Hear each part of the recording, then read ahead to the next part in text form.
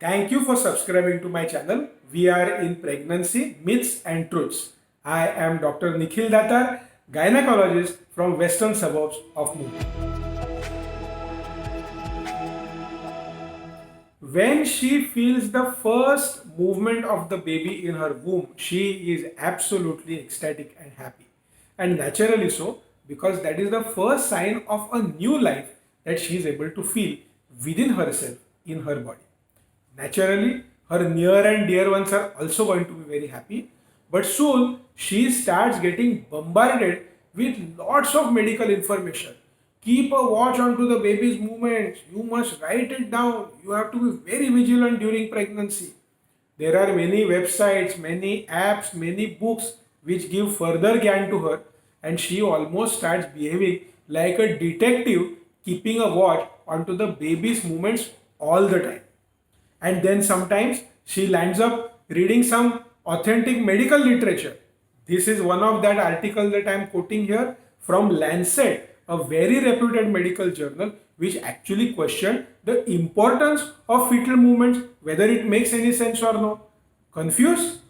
That is why in this video I am going to talk about fetal movements, the science, the issues, and the correct way of checking out the fetal movements.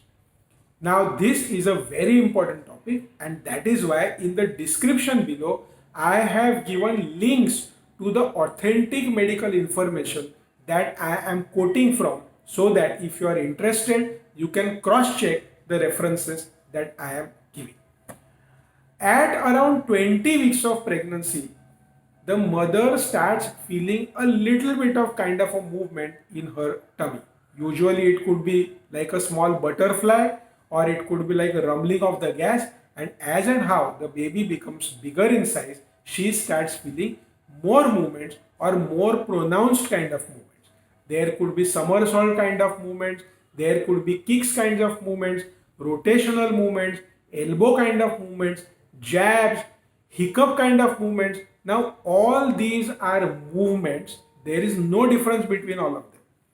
I prefer to not use the word kicks because many a times it causes confusion in the mind of the young mother that if it is only like a kick, she should count it, but other movements she should not be counting. But that's absolutely untrue. Any kind of a movement is absolutely fine. As and what I said, generally by about 20 weeks, the mother starts getting some sense of the movement. If she is a first time mother, this may get delayed a little bit. If she is an experienced mother, she may be able to feel the movement little early. There are many factors because of which the movements of the baby can change, or they may not be perceived in a particular manner. Now, it is very important to understand that the position of the mother also makes a lot of difference when you are talking of perception of the movements. Studies have proved that if the mother is lying down in a particular position, then she is more likely to feel the movements. If she is sitting, little less likely to feel the movements. If she is standing, little less likely to feel the movements. If she is moving herself, then she is less likely to feel the movements. If she is engrossed in some other kind of an activity, she is less likely to feel the movements of the baby. The baby's position can also make a lot of difference. If the baby's spine or the back is right in the front, she is less likely to feel the movements. If placenta is just kind of attached over here, it works like a shock absorber, and again the mother may not be able to feel all the movements that the baby is making inside her. Similarly, if there is a lot of fat on the abdomen, that is one other reason because of which the mother may not be able to feel all the movements that the baby is making. There's a lot of study which has been done which says that if the mother's glucose level is absolutely adequate, she is more likely to feel the movements, or baby will make more movements. That is why most oftenly when we say to count the movements, we always say that have some food or something and then count the movements of the baby. And last and most important, that babies also sleep in the womb.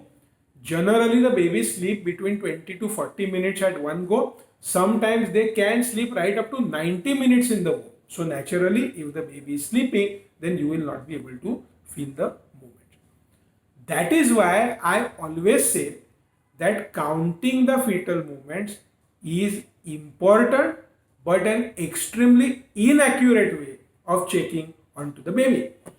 Now, if the mother does not feel the movements inside her womb, then she is many a times going to get very anxious about it. She becomes very panicky because she can't find out or she cannot come to a conclusion as to everything is fine inside there. Is her baby doing well or no? There is no clue to find that out. That is why, on one hand, you have a simple, easy, cheap method like counting the kicks or keeping a watch onto the baby's movements as a sign of baby being good. And on the other hand, there is so much of inaccuracy which is associated with. So, how do you come to a balancing point, and what is the right way of dealing with fetal movements? And that's why I am going to give you some important tips on how to keep count or how to keep a check onto the movements of the baby. First and foremost, you should not put 24 by 7 hours behind the baby. Please do not behave like a detective behind the baby's movements all the time. Dedicate a small time, maybe an hour or something. I told you already, if you are lying on one side, if you are at one place, if you are concentrating, if your mind is over there, if you have eaten little bit, you are more likely to feel the movements, and that is why this is the way that you should keep a watch onto the movements. Do not go by the absolute number of the movements just because some book tells you or some app tells you about it. Studies have shown that the babies can move 4 times in an hour to 100 times in an hour. So there is nothing called as an average, but every baby may have its own pattern which the mother may be able to recognize. So by far and large, go by that kind of a pattern instead of counting the number of movements per se, and just keep a watch on how many times generally the baby moves and is the baby moving around the same time, around the same numbers, etc. Studies have also shown late evening or early night hours are those times when the babies generally are known to move little more. So that's probably another one time when you can keep a watch on the baby's movements. Now, if let's say 2 or 3 hours have gone past and still you have not felt any kind of movement, then probably it might be a good idea to go to the hospital for a quick checkup. I told you that babies do not move that regularly or in a predictable manner, so it is not at all a very accurate way. However, you have a little bit of doubt or anxiety, so it will be always a good idea to go to the doctor. So what would the doctor do? The doctor will do your general checkup, doctor will check the baby's heart sounds, doctor may use certain machines to check the baby's heart sound or do a recording of the baby's heart sounds, doctor if required may do a sonography, and most oftenly, I told you that it's a very inaccurate way, so most oftenly the doctor will just simply say that everything is fine, there is absolutely no problem, and you can happily come back in an absolutely relaxed manner. Well, these babies who are in the womb many a times do give you such kinds of shocks and prepare you for the later shocks after the birth. So be prepared and be ready for all these kinds of things during the pregnancy. All the best.